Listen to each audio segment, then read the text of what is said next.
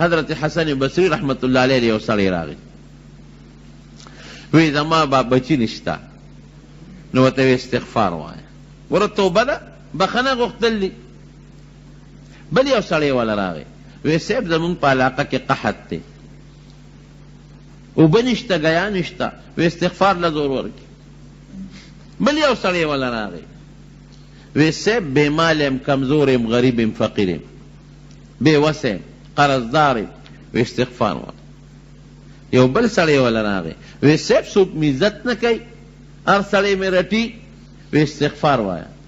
یو شاګرد ورته وی استاد جی بل دیم سجده دی که دا یو ټکی دی یاد کړی خو چې څوک کومه مسله راوړي ته ورته وی استغفار وایه. حسن بصری رحمت الله علیه ورته وی الله په قرآن کې د دې استغفار د دې بخنې غوښتې او د توبې اوه وعدې کړي دي اوه وعدې. فقلت استغفروا ربکم انه کان غفارا. الله نه بخنه وغواړئ توبه ورته وباسئ معافي ترې وغواړئ او به م بخي انه کان غفارا. ګوره ګناه به دې وبخي. دا یو وعده شو دا یو شو. انه کان غفارا یرسل السماء علیکم مدرارا. که قحطی باران نکیږي نو په شیبو شیبو باران به در باندې راووري قحط به دې ختم کی. دو شو ویمددکم باموال که غریبی مال د سره نشتا قرضداری بے کسے مال بدل درکی و بنین بچی دی نشتا زامن دی نشتا زامن بدل درکی. سلوش ویجعل لکم جنات یرا مال میں دیر باغون و زمکی میں پکار دی اب ہم دل درکی. ویجعل لکم انہارا سیب ددینم زیادت زمکی پکار دی کہ نہرون پکی چلے گی داب ہم دل درکی. ما لکم لا ترجون للہ وقارا عزت سوک نہ کئی پا دنیا کے دا بیزتے جن دے استغفار وایا اللہ بدل عزت ہم در کی. نو رب العالمین پا قرآن حکیم کے پا دے استغفار وہ وعدی کری دی قرآن کی وہ وعدی کری دی. نو چی وہ وعدی رب العالمین پا قرآن حکیم کے پا استغفار کئی نو دا دے والی خلقو تا بیاد استغفارو نخیم. نو دا مارونو پا بخنا بیت اللہ شریف تا مخامخ خدای پاکم بودا یو آیت پر غلاف دا پاس آیاتون لکلی دی کم چې دا بیت اللہ مبارک غلاف تے نو پاگی دا قرآن حکیم آیاتون لکلی دی او دا اللہ نمونا یا حیو یا قیوم او دا حج متعلق سونا آیاتون دی دے پر دیر مزیدار دا سرو درو پا خط لکلی دی دا سرو درو پا تاری پا دا آیاتون لکلی دی. نو ما چې مخامخ ورتاو قتل نو یو آیات پی لکلیو نو دیر خوان دے راک دیر خوان دے راکا او ډیر د الله په حضور کې شکریه مې ادا کړه او د ډېرې خوشحالۍ د شکریې نه جړا راله هغه آیت داسې دی ومن یعمل سوءا او یظلم نفسه داسې دی ومن یعمل سوءا سو قاری پکې شته او یعمل او یظلم نفسه غالبا یجد الله توابا رحیما مانا به درته وکم. ګوره بیت الله په دې غلاف یې لیکلی دی معنی دا سے دا کہ سوک گناہو کی گورا قرآن حکیم کے اللہ کہ سوک گناہو کی نو گناہ خو مونږ ټولو کړی ده سوک دی پاک شتا نشتا او یا پزان ظلمو کی پزان زیاتی مونږ ټول کو پزان زیاتی کو که سوک ډاکه کوي که سوک غلا کوي که بل تکنزل کوي که په بل ظلم کوي دا ټول ځان سره ظلم دی ځان سره زیاتی دی.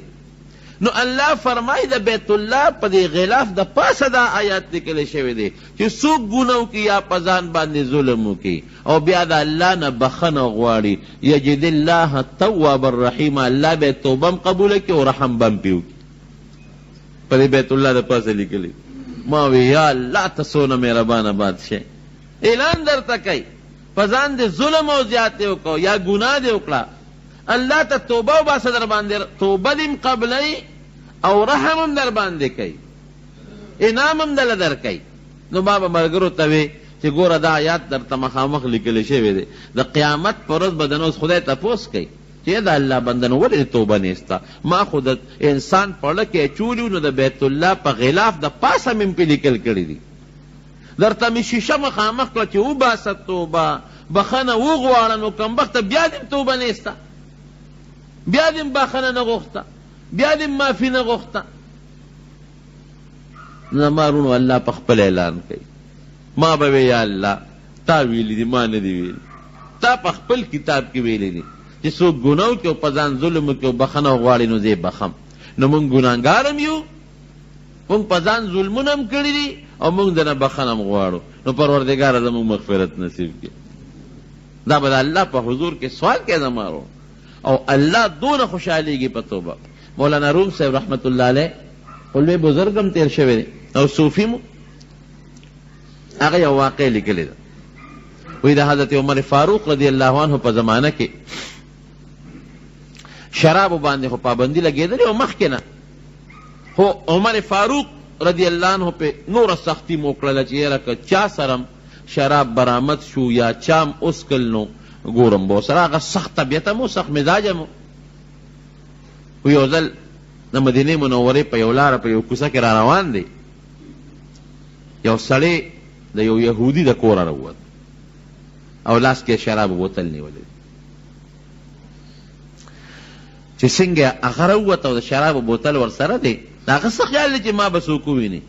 چې وی کتل حضرت عمر فاروق رضی الله عنه په نظر ورغله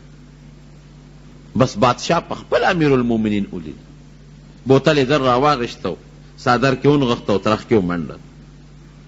او په دې زړه کې وی چې الله اوس راته معافي وکړې نو زما د توبې که بیا مې شرابو له ګوتې مې یوړی ځکه به یو انسان ګواه راشي نو دا خو په ما باندې امیر المؤمنین په خپله ګواه دی دې په خپله ولیدم بل چا خو نیم نه دی هغه په خپله ولیدم هغه دی را روان او عمر فاروق رضی الله عنه چې دی ولید چې شراب بوتل ورته پسې راتېر شو ودرېږه لکه څه کوې دې ورسره پېږي دغسې لاسونه یې لچې څه دي در سره څه نشته اعتراف کې دی سړي صادر دی جی صادر کې سړي جی بوتل دی پکې بوتل کې سړي پی دی پکې جی اوس ګوره دروغ وایي چې ځان به په دې بچ کړم او جاړي اوس غریب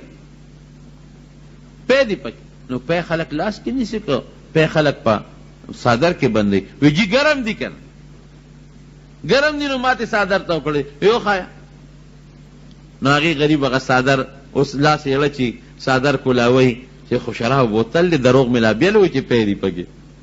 چې صادر یې سینګ کولاو که او بوتل ته یې ګوته کړې ډس شو چې بوتل ته لاندې پرېوت چې پرېوت بوتل صاحبه پی ته وبېدل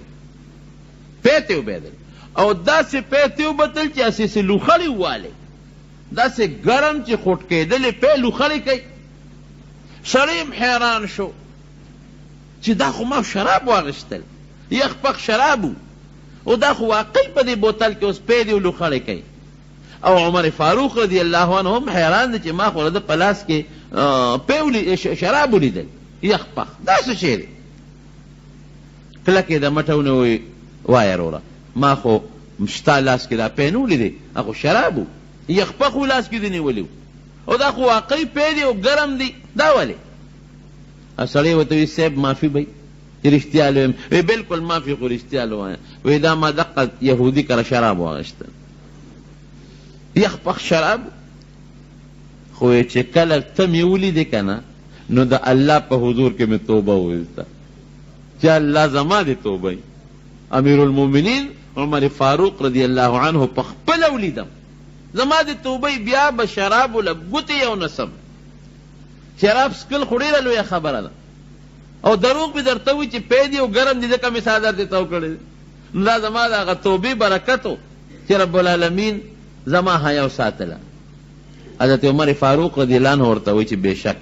ستا د توبې د برکت نه خو الله ستا د شراب په دې پیو بدل کړل ستا حیا الله وساتله نو وی دا سره تعجب خبره نه ده ځکه پیم یو سیال بیدون کې شی دی او شراب هم اوبه دي سیال بیدون کې شی دی نو که یو په بل بدل شي الله کولی شي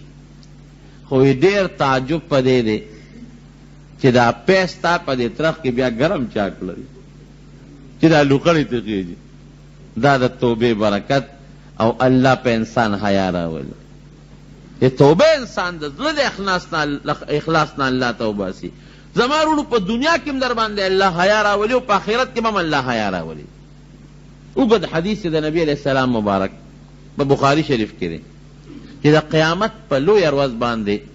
یو انسان به الله ځان ته رانږدې کړي او حدیث پاک کی راضی